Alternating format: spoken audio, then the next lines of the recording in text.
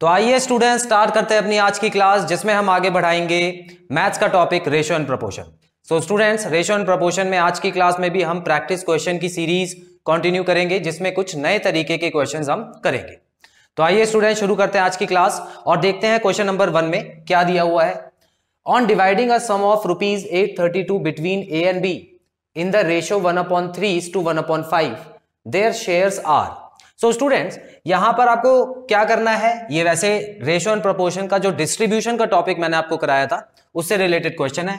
यहां पर आपको एक मनी दी हुई है, मनी का अमाउंट दिया हुआ है और उसके साथ साथ आपको रेशियो भी दी हुई है। दो लोगों के बीच में आपको बताना है कितना कितना पैसा जाएगा। अब स्टूडेंट्स को करने के दो तरीके मैं आपको बताता हूं, ध्यान से समझिएगा। एक नॉर्मल तरीका तो ये है कि जब भी आप ऐसा क्वेश्चन देखें, आप जो रेशियो गिवन है उसको बिल्कुल इस तरह से लिख लें जैसे कि वो गिवन है 1/3:1/5। उसके बाद इसको, क्योंकि फ्रैक्शन में छोड़ नहीं सकते, रेशियो को कभी भी फ्रैक्शन में नहीं छोड़ा जाता है, ठीक है। तो यहां पर इसको सॉल्व करने का तरीका है 5:3। इसका मतलब ए के पास ज्यादा पैसा होना चाहिए, बी के पास कम पैसा होना चाहिए, ठीक है। अब देखो करना क्या है स्टूडेंट्स, ये 5:3 आपको पता है, ए का शेयर 5 है, बी का 3 है और टोटल दोनों का मिला के कितना है, 8 है। तो अगर हम किसी भी रुपए या किसी भी मनी के अमाउंट को बांटते हैं तो कैसे बांटते हैं स्टूडेंट्स, हम यहां पर उस अमाउंट को लिखते हैं और मल्टीप्लाई बाय, अगर ए का शेयर निकालना है तो 5 ऊपर अपॉन 8 नीचे, ऐसे ही तो करते हैं, ठीक है। अब स्टूडेंट्स यहां पर देखिए ए का शेयर कैसे निकल जाएगा, यहां पर 8 इससे जब कटेगा तो 104 आएगा, 104 को 5 से करेंगे तो 520 आ गया, ठीक है। अब ऑप्शन में आप चेक कर लीजिए 520 किसी ऑप्शन में है, बिल्कुल है, मतलब पहला आंसर हमको पता लग गया है। दूसरे का आंसर चाहे तो आप निकालिए, लेकिन निकालने की जरूरत है नहीं वैसे, फिर भी मैं आपको निकाल के दिखा देता हूं। दूसरे में क्या करना होगा स्टूडेंट्स, 832 को 3/8 से डिवाइड करना पड़ेगा, यहां पे 104 आ गया। 104 को जब आप इससे मल्टीप्लाई करोगे तो 312 आ जाता है। इस तरह कर सकते हो, ठीक है। ये तरीका भी ज्यादा टाइम नहीं लेगा। हालांकि जब प्रैक्टिस अच्छी हो जाए तो एक चीज नोट करनी मत भूलना स्टूडेंट्स, देखिए ध्यान से। यहां पर आपको पता है 832 है, यहां पे 1/3 और 1/5 है। मान लो आपको मन नहीं है रेशो चेंज करने का, इतना सब करने का मन नहीं है, तो क्या करोगे स्टूडेंट्स, आपको बस इतना पता होना चाहिए कि इन दोनों में से बड़ा कौन है। देखिए अपॉन में जो होता है ना, अपॉन में क्या कहानी होती है, हमको पता है कि अपॉन में 1/2 और 1/4 जो लिखा होता है, तो इसमें है ना 1/2 बड़ा होता है। मान तो नहीं मानते, ये आधा ही एक चौथाई है ना, आधा और एक चौथाई। तो फ्रैक्शन में थोड़ा सा उल्टा चलता है। तो अगर यहां पर बड़ा देखे तो स्टूडेंट्स ये वाला बड़ा है, ये छोटा है, इतना पता है, इतना तो पता लग गया आपको, ठीक है।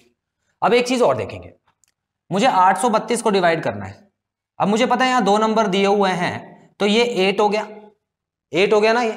तो मैंने 832 को डिवाइड कर दिया 8 से, तो मेरे पास क्या आ गया, 104 आ गया, ठीक है। अब 104 जो आया है स्टूडेंट्स, उसको 5 से मल्टीप्लाई करके, क्योंकि बड़ा नंबर, देखिए 104 को अगर 3 से मल्टीप्लाई करेंगे तो क्या आएगा, आएगा 312, और अगर 104 को 5 से करेंगे तो 520। अब इसमें से बड़ा पहले वाले के पास है, मतलब ए के पास बड़ा नंबर था तो 520 पहले आ गया, मतलब कुछ करने की जरूरत नहीं है, बस देख के आंसर निकाल सकते हैं, ठीक है। तो आपको जो भी मेथड सही लग रहा है आप उसको, हालांकि दोनों मेथड एक ही तरह से हो रहे हैं, लेकिन मैंने आपको बताया इसको सॉल्व करने की जरूरत नहीं है आपको। क्लियर स्टूडेंट्स, ठीक है। तो जैसे भी करेंगे ऑप्शन नंबर ए ही आपका आंसर आएगा, स्क्रीनशॉट ले लीजिए, फिर आगे बढ़ते हैं।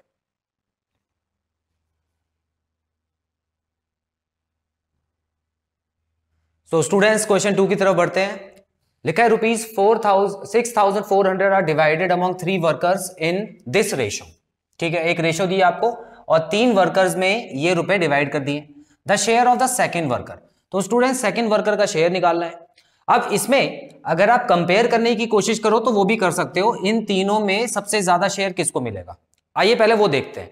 यहां पर आप देखिए 3/5 लिखा है, 3/5 मतलब ये प्रॉपर फ्रैक्शन है और इसकी जो वैल्यू होगी ना वो 1 से कम होगी, होगी या नहीं होगी, इसको डिवाइड करके देख लो 0.6 आएगा, तो 1 से कम हो गई ना। तो जब भी ऊपर छोटा नीचे बड़ा होता है तो इसका मतलब ये 1 से कम ही होता है। अच्छा ये हो गई 2, हो गया ना, ये तो पूरा 2 है, तो इसका मतलब 1 से तो बड़ा हो गया, 1 का डबल 2। तो इसका मतलब इन दोनों में अगर देखा जाए तो इसके पास ज्यादा है और इसके पास कम शेयर, ठीक है, आधे से भी कम शेयर है। आगे देखते हैं, इसके पास देखते हैं स्टूडेंट्स, अब 5 को 3 से डिवाइड करोगे तो 1 से हमेशा ज्यादा आएगा, लेकिन 2 के बीच में है, 1 और 2 के बीच में, इसको पॉइंट में आप करोगे तो 1 पॉइंट कुछ आएगा, 1 पॉइंट, ठीक है ना।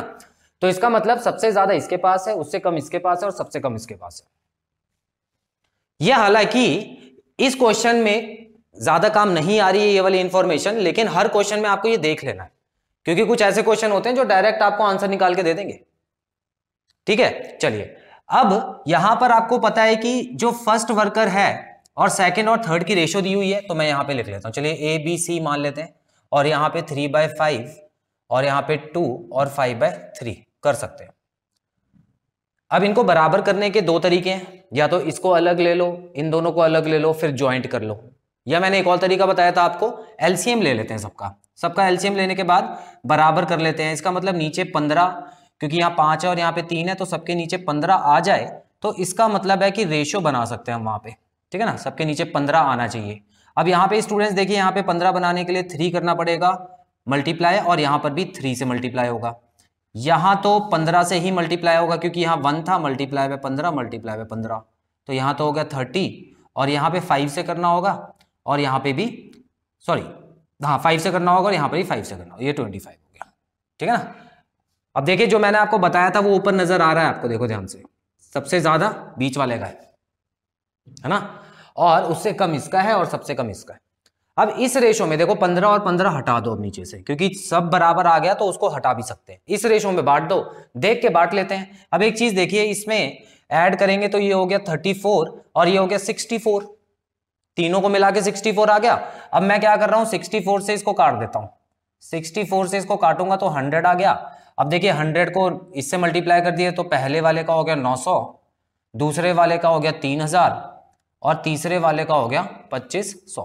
तो हमको किसका निकालना है, सेकंड वाले का, तो option number B correct answer है। क्लियर, स्क्रीनशॉट लीजिए, फिर आगे बढ़ते हैं। सो स्टूडेंट्स, क्वेश्चन 3 की तरफ बढ़ते हैं।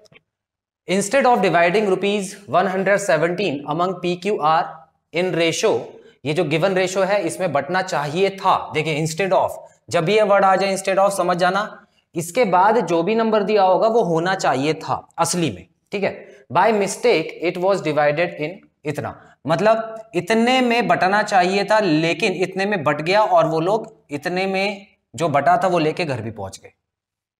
भाई पैसा मिल गया, ठीक है, घर पहुंच गए वो, तो इतना लेके वो घर पहुंच गए, तो उनको दोबारा बुलाया गया।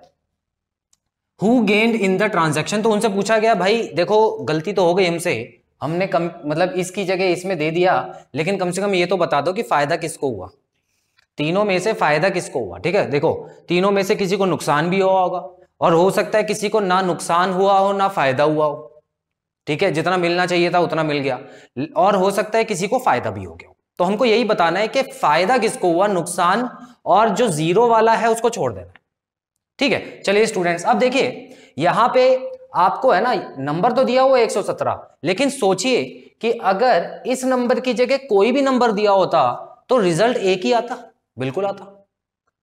सोचो जरा, दिमाग लगा के सोचो, हमको एग्जैक्ट वैल्यू तो पूछी नहीं ना कुछ भी, हमसे क्वेश्चन में ये पूछा है कि फायदा किसको हुआ। अब मान लो इसकी जगह मैं 100 रुपए भी लिख देता, या 1000 लिख देता, 10,000 लिख देता, कुछ भी लिख देता, तो जिसको नुकसान हुआ है उसको तो नुकसान ही हुआ होता ना, और जिसको फायदा हुआ है उसको फायदा हुआ होता।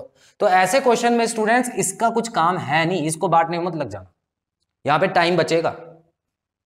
हाँ, अगर यहां पे पूछा होता है कि किसको फायदा हुआ और कितने का फायदा हुआ, तब इसका काम होता, ठीक है। तो इसको आपको हटाना है। अब देखिए करना क्या है स्टूडेंट्स, देखिए यहाँ पे PQR लिखना है, और जो पहले वाली रेशो जो कि फ्रैक्शन में दी हुई है वो हमको समझ नहीं आ रही है, तो उसको मैं नॉर्मल टर्म्स में पहले चेंज कर लेता हूं। इनका एलसीएम क्या आएगा, सबका एलसीएम आएगा 12 नीचे लिख देंगे सबके, और यहां पे किससे मल्टीप्लाई करेंगे, 6 से मल्टीप्लाई करेंगे, तो स्टूडेंट्स यहां पे 6 आएगा, यहां पर 4 से करेंगे तो यहां पे 4 आ गया, और यहां पे 3 से करेंगे तो यहां पे 3 आ गया। तो इसका मतलब 643, ठीक है। तो जो मेन रेशो आपकी चलेगी वो चलेगी 643, तो इसमें बटना चाहिए था, ये था करेक्ट, और हो क्या गया, हो गया 2, 3 और 4, 2, 3 और 4। अब स्टूडेंट्स यहां पर अगर आप ध्यान से देखें तो इसका टोटल क्या आ रहा है 10, 13, और इसका टोटल क्या आ रहा है 7 और 9, ठीक है ना, 9 यहां पे आ रहा है और यहां पे 13 आ रहा है। अब स्टूडेंट्स ये चीज देखिए, यहां पे टोटल 13 है, 13 में से इसको देखिए ध्यान से, कनेक्शन करके बता रहा हूं, ठीक है, इससे आंसर जल्दी निकलेगा।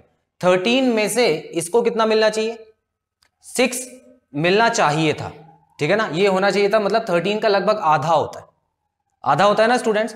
लेकिन इसको कितना मिला, 9 में से 2, 9 का आधा तो दूर दूर तक 2 नहीं होता, तो इसका मतलब यहां पर तो हो गया लॉस इसको, ठीक है, इसको आधे के करीब मिलना चाहिए था, लेकिन इसको 9 में से 2 मिल गए, तो इसका मतलब इसको हो गया लॉस। अब एक चीज देखिए, 13 और